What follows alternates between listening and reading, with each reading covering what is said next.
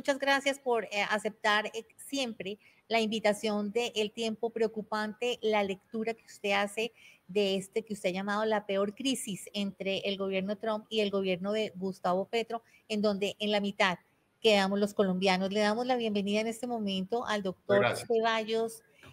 Doctor Ceballos, tiempo sin verlo, bienvenido a Casa Editorial El Tiempo. ¿Cómo está y cómo ve usted todo esto que está pasando desde el punto de vista de su observatorio con elementos como ELN, como el factor Venezuela, como todo lo que está pasando en el Caribe?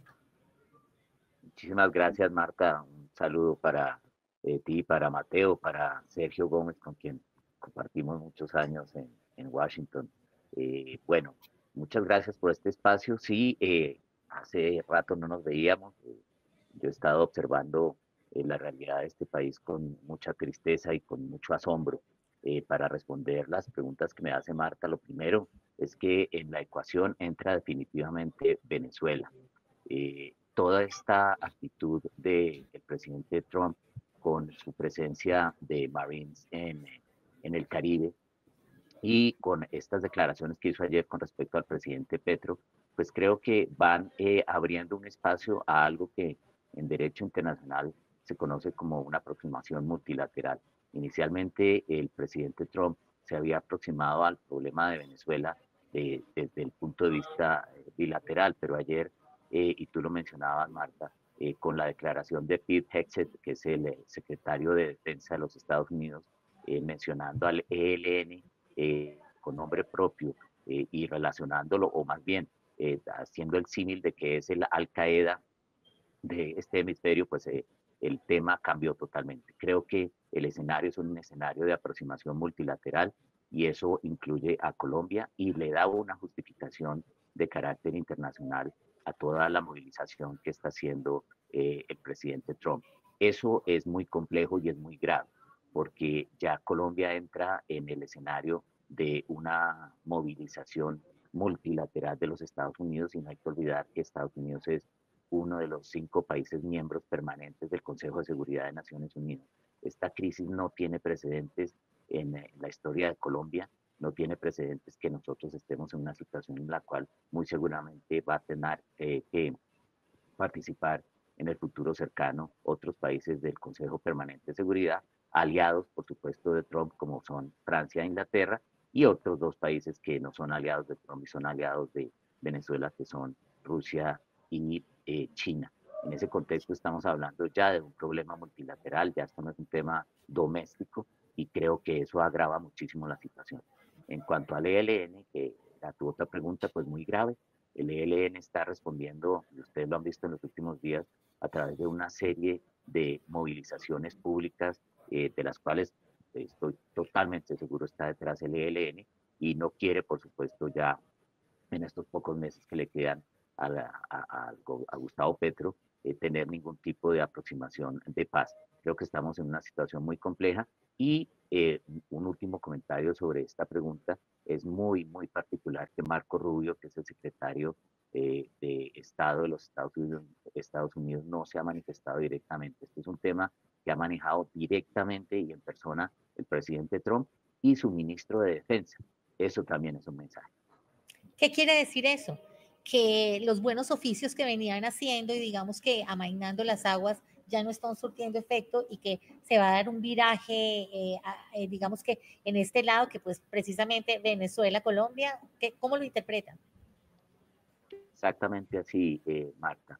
El hecho de que sea el presidente Trump y su ministro de Defensa los que estén manejando esta crisis, pues dice mucho porque los canales diplomáticos se han venido cerrando y eso no puede pasar. Creo, como lo decía el exministro Londoño hace un rato acá en este programa, que los canales deben mantenerse, pero deben haber manifestaciones públicas sobre eso.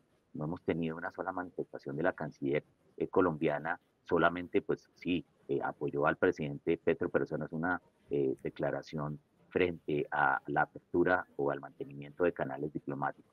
En este momento necesitamos algo que pues en Estados Unidos se le ha llamado la second track diplomacia, es decir, una diplomacia que ayude a crear canales abiertos hasta en las peores crisis Lo hemos visto en el caso de Ucrania y en el caso de Palestina e Israel, se mantienen canales abiertos y creo que eso es urgente, especialmente porque el mensaje que está enviando Estados Unidos es un mensaje de seguridad nacional. Yo creo que aquí no lo hemos entendido. El tema delicado de la economía, pues por supuesto es grandísimo y el tema de los aranceles ya lo explicó Bruce de una manera muy clara, pero estamos frente a una posición y una actitud en la cual vemos que Estados Unidos está tomando como un tema de seguridad nacional y eso cambia el escenario. Yo creo que tenemos que ponernos muy serios en Colombia y activar canales de comunicación desde el Congreso de la República. Debe haber un canal y lo hay un grupo binacional organizado por el que se llama el Colombia Caucus, es decir, un grupo de diálogo en Colombia, y creo que el Congreso de la República a través de su presidente deben hacer algo y es enviar mensajes de comunicación desde todo el Estado, porque es que el presidente Petro está actuando como si representara un partido político y no un Estado, él es el jefe de Estado y así debe comportarse. Más allá de esos mensajes diplomáticos de los que usted viene hablando, también qué tipo de mensajes debería enviar Colombia a Estados Unidos en cuanto a la lucha contra el narcotráfico. Si bien se incauta mucho, hay otras acciones que están quietas, como la erradicación. Estamos, como siempre se dice, nadando en coca. No sé si algunas capturas más contundentes de los grandes cabecillas de los dueños del negocio del narcotráfico. ¿Qué acciones también, qué mensajes deberían enviar hacia los Estados Unidos de que Colombia realmente sí está comprometido con un asunto que es de alta importancia y está en las prioridades de Estados Unidos? Pues Mateo, ahí hay un tema supremamente importante. Yo oí una declaración hace pocos días del ministro de Justicia de Colombia, el doctor Montealegre, que me dejó muy preocupado. Él habla de 30.000 hombres en armas, 30.000 hombres en armas. Este es un número que nunca había escuchado yo. Yo fui comisionado de paz, yo fui viceministro de Justicia y tuve que manejar la política antidroga, pero cuando usted tiene 30.000 hombres en armas y les quiere tender la mano a través de una política realmente absurda, porque yo lo califico así, de sometimiento que no tiene nada de sometimiento, pues lo que está haciendo es enviando un mensaje muy negativo y es sigan narcotraficando tranquilos, ustedes se entregan, me dan una parte de lo que están ganando y no tenemos ningún problema. Pues sí, sí tenemos un problema porque no tenemos una política de drogas, al menos que esté publicada en ninguna parte, no hay documentos COMPES, no hay una política unificada de lo que usted dice, erradicación. Sí ha habido incautaciones, por supuesto, pero obviamente tiene que haber incautaciones con esa cantidad de coca que hay en el mercado, pero no hay tampoco un mensaje del presidente Petro a nivel regional. No se ve un mensaje de trabajo coordinado con nuestros vecinos, con Panamá, con la propia Venezuela, con Ecuador. Ecuador está inundado de narcotraficantes, muchos de ellos colombianos, entonces tampoco hay una aproximación. Quitemos a un lado a Trump y quitemos a Estados Unidos, pero digamos, bueno, ¿qué está haciendo el presidente Petro para que en las fronteras no se mueva tanto tráfico de drogas? Pues nada. Entonces también es un tema de falta de aproximación regional. El presidente Petro se la pasa viajando y muy poquitos días está acá en Colombia y en esos viajes habla de la CELAC y habla de una cantidad de cosas de Palestina, como ustedes lo muestran ahí, pero no habla de su política para combatir un delito transnacional. Y repito, la aproximación de Trump es frente a un delito transnacional. Cuando él habla de narcotraficantes y habla de que este país no está haciendo nada, es una aproximación multilateral frente a un delito transnacional y así debemos responder desde acá en una política pública que combata ese delito. Doctor Ceballos, le pido que nos situemos en Bogotá, en Cali y en Medellín. La semana pasada veíamos nosotros, ay, en Guayaquil acaba de estallar un carro bomba y desactivaron otro y pues obviamente era en predios, digamos que de alguna manera conectados con el presidente Noboa que ha tenido una mano fuerte contra el narcotráfico. Pero le pregunto, a las 24:48 horas estábamos viendo lo que estaba pasando en Bogotá, en Cali y en Medellín, una réplica mucho más fuerte de lo que pasó con las protestas pro-palestinas, en donde ya veíamos una sede diplomática que parece que fue un factor importante para Donald Trump para, digamos que, proceder contra Colombia, que es un grupo no identificado lanzando flechas, hiriendo policías, lanzando otro tipo de armas contundentes. ¿Cómo ve usted lo que está pasando de nuevo en Colombia? Que no queremos repetirlo, pero se parece mucho a ese estallido social preelecciones de 2022, donde ganó precisamente el pacto histórico. Marta, me recuerda a días muy difíciles. Ustedes lo recuerdan, yo fui digamos, el encargado del gobierno del presidente Duque para manejar la mesa con el Comité Nacional del Paro. Estuvimos sentados en Bogotá tratando de controlar toda esa situación compleja que recibió el nombre de estallido social, pero fue un estallido político lo que hubo ahí, y fue toda una estrategia que fue exitosa. Pusieron al gobierno contra la pared y lo hicieron a través de una organización muy sistemática en las calles. Usted tiene razón, yo estoy viendo en estos días una organización muy parecida. El hecho de que se ataque la embajada de los Estados Unidos, pues por supuesto genera una gran preocupación, y eso explica que sea el propio presidente Trump el que reaccione. Recordemos que en Colombia tenemos un encargado de la diplomacia, o más bien de la misión diplomática de Estados Unidos en Colombia. No hay embajador en propiedad, eso ya también es otro mensaje muy fuerte. Los Estados Unidos están muy preocupados por la seguridad de su misión diplomática, y por supuesto que tienen que reaccionar.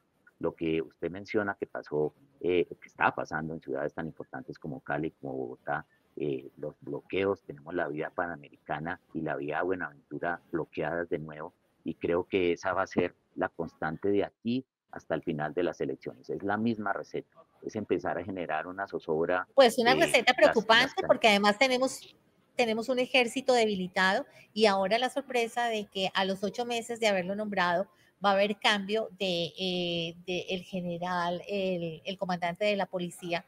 Entonces yo creo que además una persona que es muy cercana a la DEA, que hace tan solo 2 semanas tuvo reuniones acá en Bogotá con el director de la DEA. Entonces creo que es un panorama preocupante. ¿Usted cree que podemos hacer como sociedad civil? ¿Qué podemos hacer? Incluso hay muchos funcionarios del gobierno de Gustavo Petro que están preocupados. Hablábamos con el ministro del Interior, Armando Benedetti, en donde él decía, estoy seguro, no me ratifico, no voy a dar reversa sobre el hecho de que hay organizaciones criminales detrás de estas manifestaciones que terminan en desmanes. ¿Qué podemos hacer?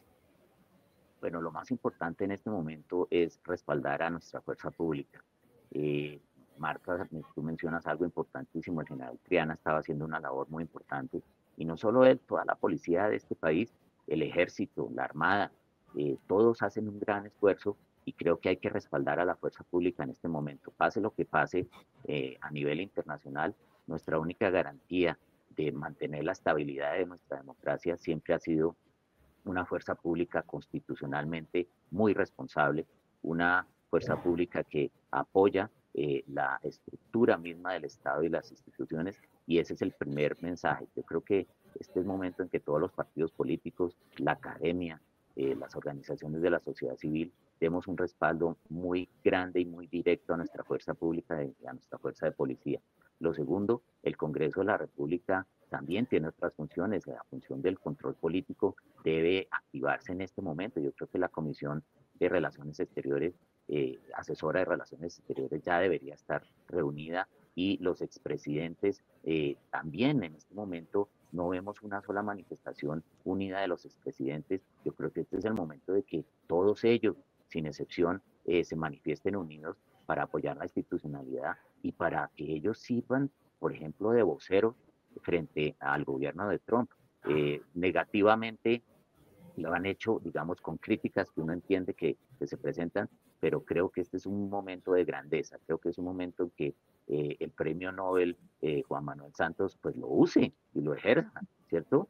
Y que muestre que eso no fue un tema temporal, y que el presidente Pastrana y el presidente Uribe y Duque y todos los expresidentes pues manifiesten una, digamos, unidad frente al país, y envíen mensajes políticos. En este momento no podemos quedarnos callados como sociedad civil, y desde la academia yo hago ese llamado a la clase política activa, es decir, al Congreso y a los expresidentes de este país, para que se manifiesten. Y por supuesto, los precandidatos deberían también hacer una manifestación unida, todos ellos, derecha, centro, izquierda, en una sala en la que Ya hay muestren que algunos. están con la... Sí, pero separados, Marta, es decir, En este momento lo que Sí. necesitamos Y yo creo es que algunos unidad. como capitalizando un poco Claro, políticamente este momento. exacto. Doctor Ceballos, le agradecemos muchísimo, la verdad, le agradecemos muchísimo su intervención, el hecho de que usted hable de esta crisis desde lo local, desde lo doméstico y lo que preocupa. Son las 8:12 minutos. Todo lo que usted quiere saber de Colombia y el mundo puede verlo a través del canal de YouTube del Tiempo. Suscríbase.